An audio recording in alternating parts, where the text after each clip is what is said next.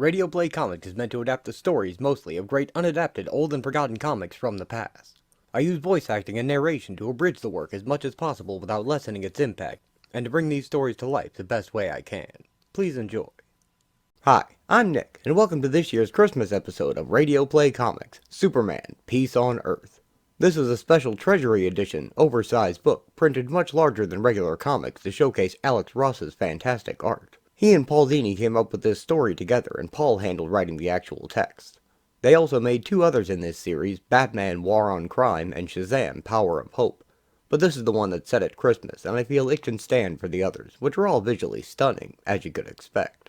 In this story, Superman wants to set an example for the world during the holiday season, and he decides he can do the most good by attempting to deliver all the world's excess food to the hungry people who need it, in a grand gesture to fight world hunger, if only for a single day. This includes harvesting many of the crops himself, and then, on the big day, flying every shipment personally to where it is needed, to people who will distribute it. But even when the people want his help, and not every country does, is this too big a job, even for a Superman? I find this to be one of the most human Superman stories I've ever read. It reaches the depth of his essential character by following the run of his thoughts as he undertakes this Herculean task. And just because there's no supervillains, don't think there won't be plenty of action. But the central question of the story is, will Superman be able to complete his task in time? And what will the experience of trying teach him?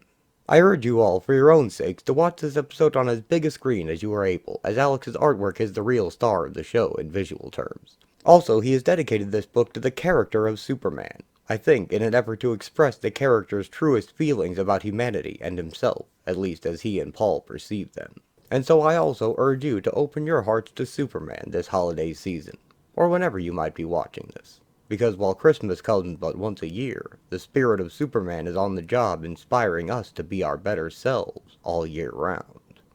Now, let's begin.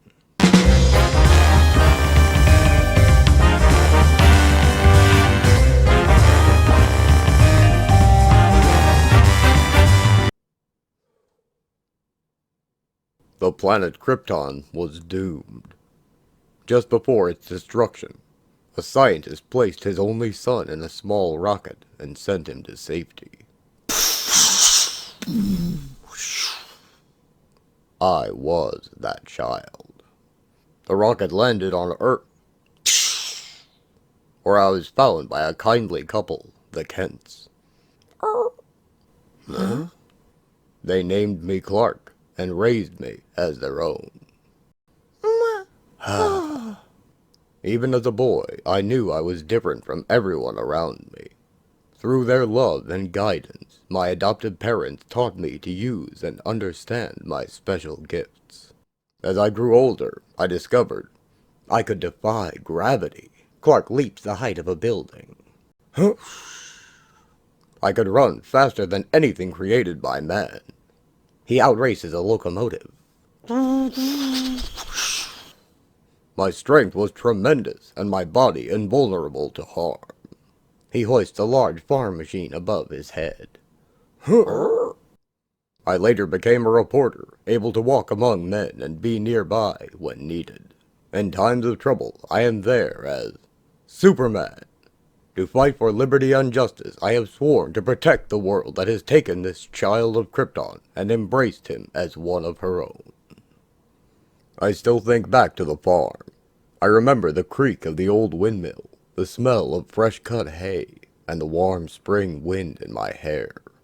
Most of all, I remember my father, patient and gentle as we worked the fields together. "Easy does it," he'd say. "Scatter the seeds a few at a time. Don't throw them in clumps. Let them fall evenly down the rows. Give them enough space. That's the way." He knew not every seed would make it, but Pa wanted to give each one the chance to grow. Clark lets the seeds scatter gently from his hand.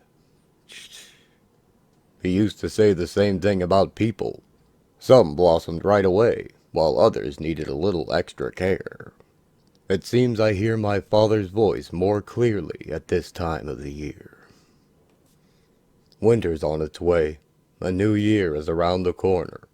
Families and friends gather to reaffirm old bonds and remember absent loved ones. Children whisper secret wishes, and faith in its infinite forms brings joy to every heart. It's a time when people are most inclined to act with compassion and kindness, and perhaps for a brief moment see in each other a fellow soul sharing the same world. Superman swoops down out of the sky carrying a massive tree, flying in between the skyscrapers of Metropolis. I've always been encouraged by the goodwill that infuses the many celebrations of this season. It makes me feel like sharing too. The tree is a simple gesture, kind of funny and old-fashioned, but I've been bringing it for years. And, to be honest, I don't think there's anyone who looks forward to it more than me. He descends to the center of a large crowd. I fit the tree into place as the crowd cheers. Deep inside, I'm a kid again. With a swirl of color and a flash of lights, the holiday season has officially begun. Superman flies around the tree, decorating it at super speed.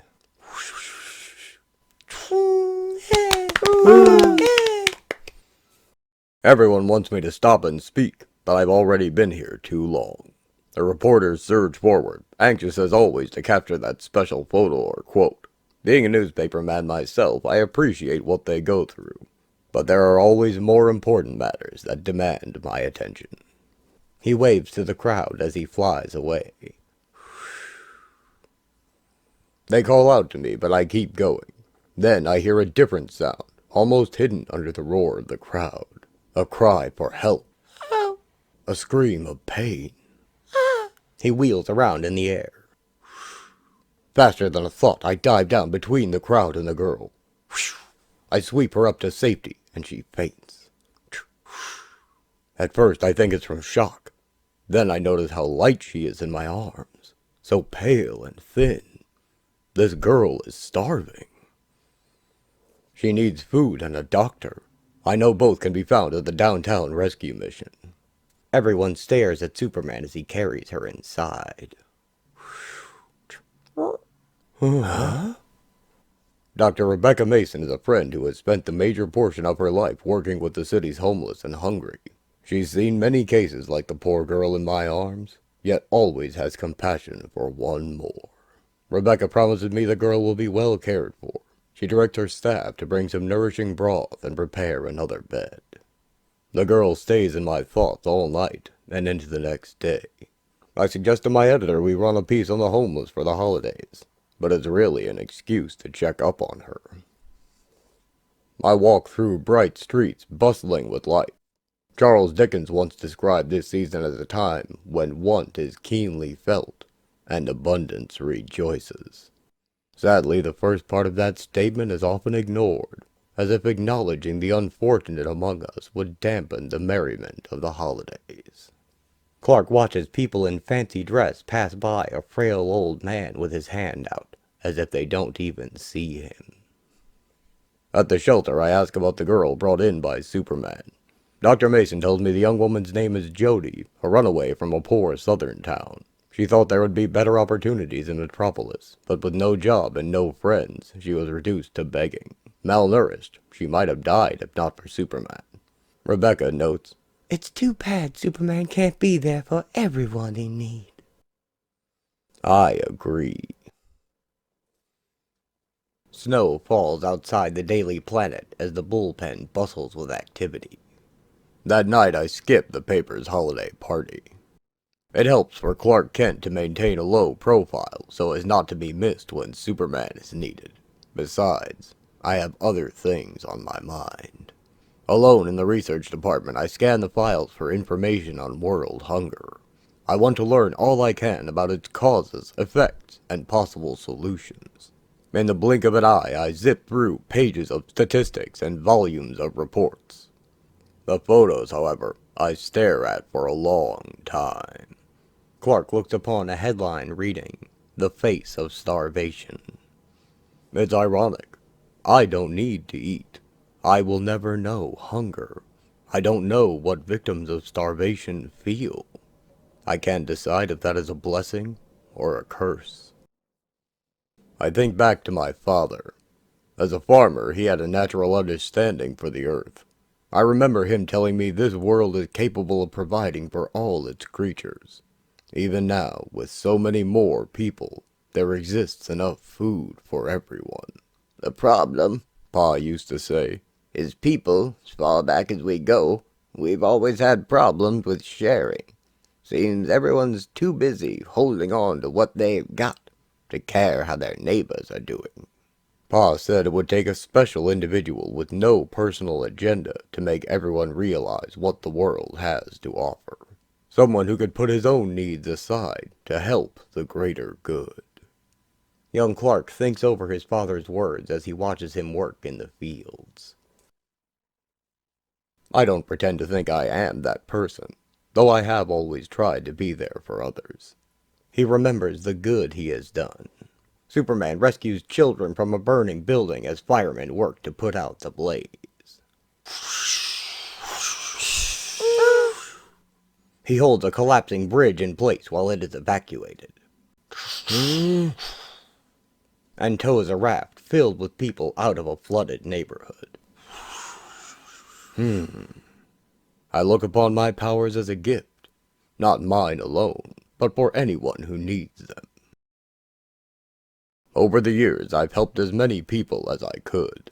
Superman flies into the air, lifting several train cars up and over a collapsed bridge.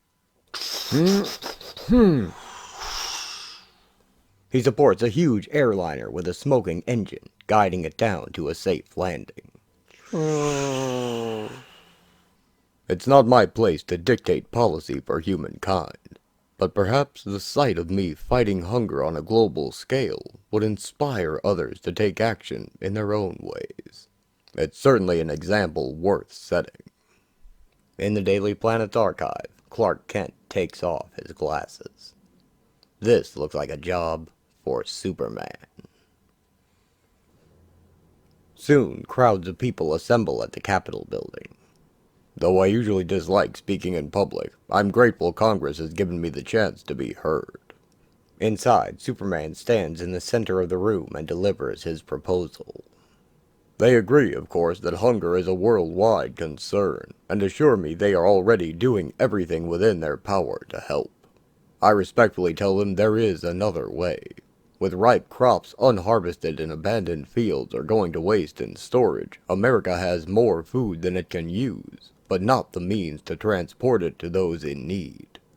I ask to take the surplus and distribute it to as many hungry people around the world as I can reach in one day. Naturally, there is doubt, warnings of expense and whispers of hidden agendas, but it's safe to say everyone is intrigued. A few are even encouraging. Eventually, they give their approval. I spend the next few days gathering the excess crops. I'm not alone, for as word of what I'm doing spreads, volunteers come forward to help package the food. Superman arranges the food shipments, preparing for his monumental task. Other countries join in, opening their granaries to me. I'm pleased my message is spreading so quickly. Of course, none of this goes unnoticed by the media. They call me everything from selfless hero to misguided outsider. The Daily Planet headline reads, Superman's stand against hunger. Is Man of Steel's global gift an impossible dream? Some doubt whether I can do it. Others think it's a scam. And there are constant demands for interviews and statements. All I say is I will try to do my best and keep going. He tows several harvester machines across a field with large chains. Finally, my harvest is finished. The real work starts tomorrow. Winter in the American Southwest is bitter and cold. The old man has come a long way looking for food and fuel, but at this time of year the desert has precious little to offer. From high above I hear him sigh as he gathers up his small armful of firewood. Then I hear him gasp. The old man is cast in his shadow as Superman descends from the sky with a huge shipping crate. I tell him what I will tell many others today, that the food is for him and his people. All I ask in return is his help in getting the grain to those who need it most. The old man smiles and nods his agreement. He flies away with a wave. I wish him well as I hurry back to my route. I feel that I'm off to a promising start. Superman floats high above Rio de Janeiro. I next fly south to countries where there is almost no middle ground between wealth and poverty. The great city below me is a painful example of that distance. From up here, it looks like a jewel, bright and beautiful. Looking closer, I see the favelas, the crowded slums where children bathe in gutter water, families live in boxes, and rats run openly in the streets. It's all too easy to look away, pretend the problem doesn't exist, or leave it to someone else to solve. He lands with the crate and is soon swarmed by the people.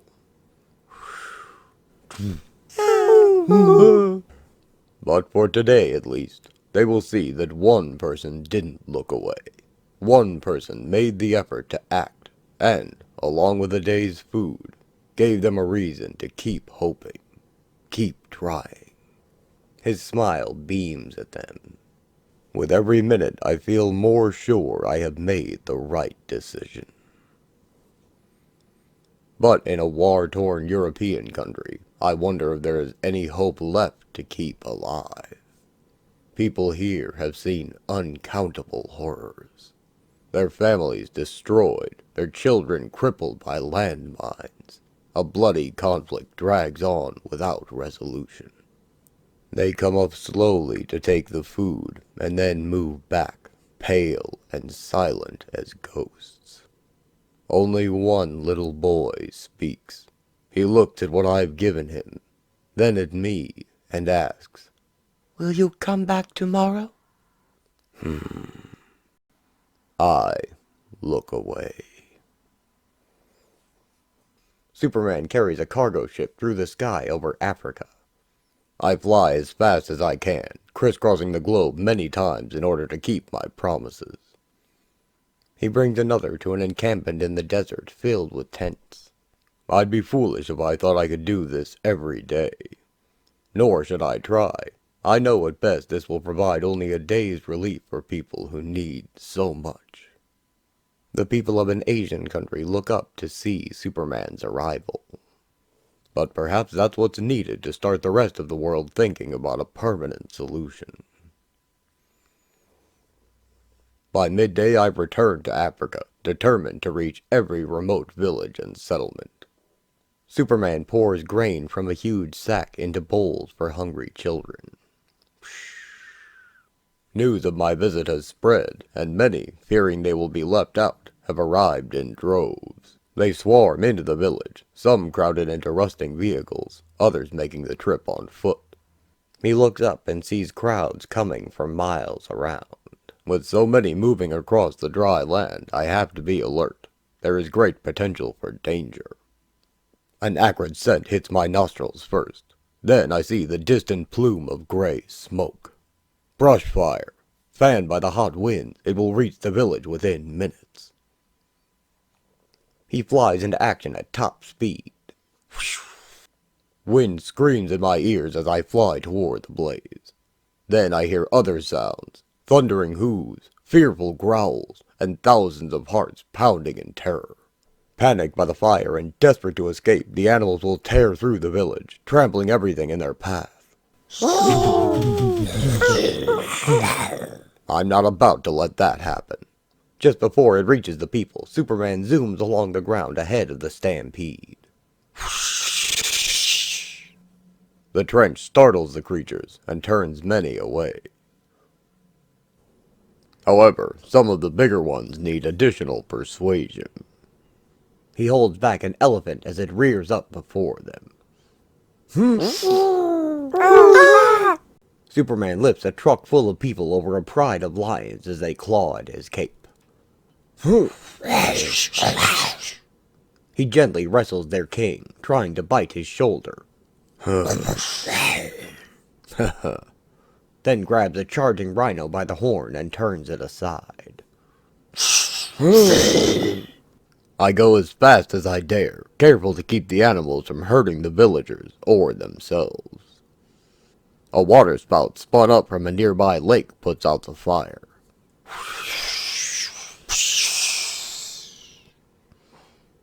The animals return to the grasslands, but I have lost precious time.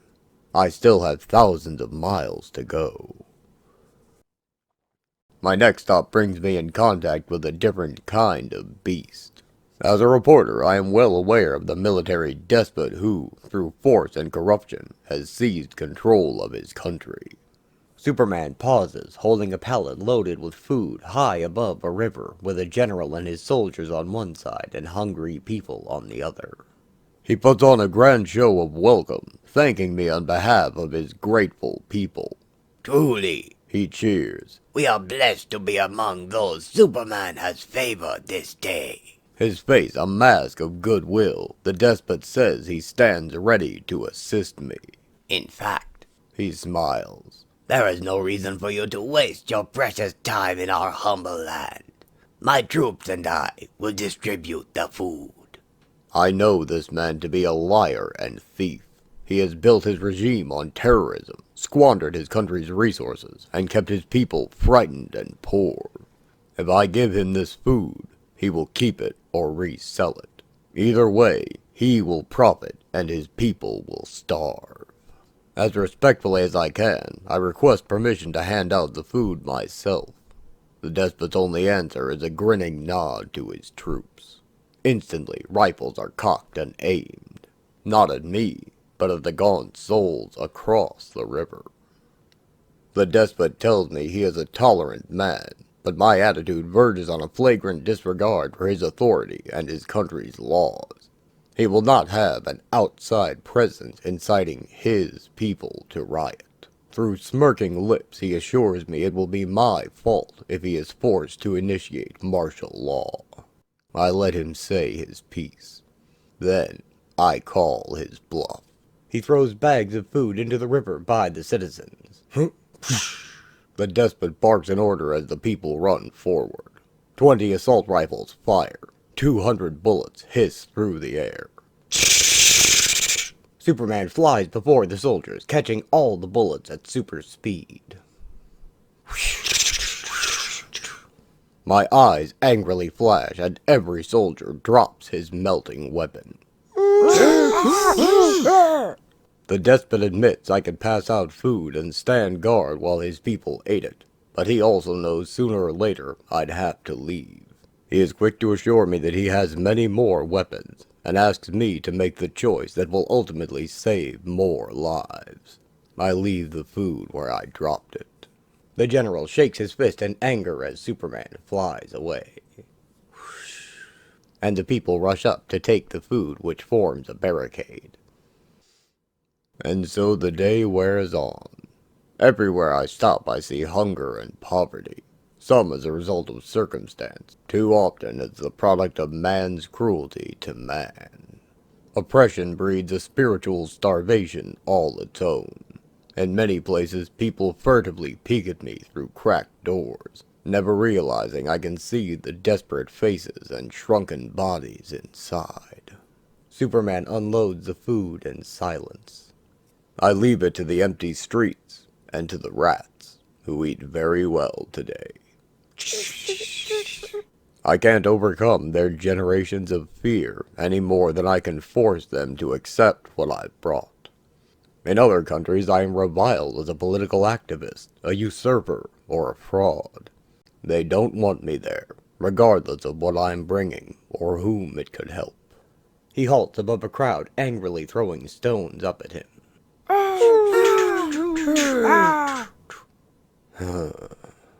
Their rocks shatter as they hit me, or bounce harmlessly aside. Every one hurts.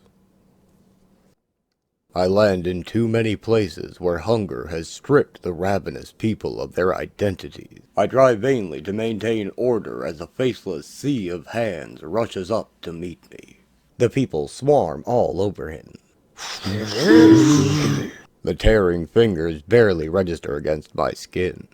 I hear the rasping breath in their lungs, the frantic beating of each heart. It was never my intention to turn human beings into a desperate, unthinking mob. I try to push through as gently as I can, but the crowd surges forward, washing over me like a living wave. If I stay, they'll rip one another to pieces to get to the food. Superman spins, drilling down through the earth. A fast exit is my best option. He arises clear of them and sees that people are handing containers to one another as a rough order forms. The hungry people never notice I'm gone. It's late in the day. The more I see, the more I feel I have just started. Superman carries another cargo ship to a desert nation. The government of one country that needs me most refuses to allow me to land. Their army is fully deployed on the ground below. I continue, even though the leaders announce that the welfare of their people is not my concern. Furthermore, they warn that my intrusion into their airspace will constitute an act of war. Suddenly, a missile is launched. I hear the missile just before I see it. Given the weight of what I'm carrying, there's no way I can dodge it in time. It blows the ship into 1,000 flaming pieces. There's a flash of heat, a roar of noise, and the fury of an angry storm seems to stab through me. Then I become aware of another sensation, the harsh sting of poison. I react instinctively, creating a vortex that dissipates the gas before it spreads. The soldiers who fired the missile knew the explosion wouldn't kill me, and neither will the poison. That was never their intention. Fearful of a stranger's influence, and determined to keep their people dependent, this country's leaders did the one thing they could to stop me. Superman lands in the devastation. They poisoned the grain. Charred and toxic, it runs through my fingers. My mission ends here, incomplete and in failure. He hangs his head in defeat. Hours later, I can still see the ruined grain in my hands. Though I sit alone in my apartment, it's impossible for me to shut out the rest of the world. I hear the voices of those I've helped praising me for trying. I see headlines commenting on the effects, good and bad, of my mission. The news ticker on a building reads, Superman's mission falls short. Most of all, I feel the disappointment of millions who still look skyward, yet know in their hearts I won't be coming. Did I truly think I would succeed? Knowing what I do of human nature, why would I believe everyone would willingly accept what I had to give? Clark looked at a picture of himself as a boy, with his father and a large pumpkin. Then again, maybe I wasn't giving the right gift. Superman patrols the sky over Metropolis. Cold night air fills my lungs and clears my head. Every newspaper and network demands some sort of statement from Superman. It's time I say something. To everyone's surprise, except my own, Clark Kent gets the interview. Clark's interview runs under the headline, Superman Speaks to the World. As you know, I have always tried to provide comfort for those in want, pain, and fear. Many times I'd considered taking stronger action to help the world. But I realized such measures could be short-sighted and disastrous. I tried to relieve world hunger, but I encountered heartbreaking poverty, not only in the slums and wastelands of the world, but within selfish men's souls. I now see that taking on this responsibility was too ambitious for one man, even a Superman. As the people read his words, Superman flies up to the stratosphere, where he can see the Earth as really just one planet after all, from his unique perspective. The welfare of Earth and all its people will always be my primary concern. But if there is a solution to the problem of hunger, it must be one that comes from the compassionate heart of man and extends outward toward his fellow man. There's an old saying, give a man a fish and he eats for a day. Teach him to fish and he eats for a lifetime. That simple message asks humankind to nurture with knowledge, to reach out to those in need and inspire others to do the same. That is life's greatest necessity and its most precious gift. I ask everyone to share what they have with those who need it, their knowledge, their time, their generosity, especially with the young, for on them rests our future and all hope of a true peace on earth. When I once again feel the warm spring wind in my hair, I make it a point to follow my own advice. Clark Kent visits a working farm with a school trip touring it. Patiently and gently, I share with others the way to scatter the seeds a few at a time, evenly between the rows, so that each one will have enough space. The children gather around him to receive the gift of his knowledge. I tell them not every seed will make it, but all of them deserve the chance to grow. A soft wind carries the seeds from his hand. The end. Well, I certainly hope you've enjoyed this special Christmas episode. I don't do them very often because there just aren't that many that are this good, and this sets a pretty high bar for them. Alex Ross dedicated this story to Superman, and I'd like to dedicate this episode to him as well. Inasmuch as he can be said to have an essential character formed by the works of many people over many years, I think this story captures the deepest truth of it. Superman feels deeply for us. He knows our struggles, both internal and external, and since he is immune to most of the things that make life difficult for us, but still enjoys the benefits of our planet and civilization, he always wants to give back as much as he can. It's not just that he has the power to help and feels a duty to do so. I mean, that's definitely true, but it's not like he feels it as an obligation. Superman always wants to help for the best reasons. He's always thinking about the little guy and those without power. And that's the best attitude we can hope for in those who have the most power. Maybe it is a fantasy of perfect morality as much as it is a fantasy of a nearly perfect physical form, but stories don't have to be realistic to have value to us, to teach us things. They can be very real and very true in an emotional sense, as this one is. And that aspect of comics can often be overlooked in a world filled with CGI spectacles of destruction and endless rising power battles. Anyway, that'll do it for this one. So happy holidays to everyone out there. Take care of each other as well as yourselves. Offer help if you're more fortunate, or ask for help if you're less fortunate. And, as always, thank you all for watching.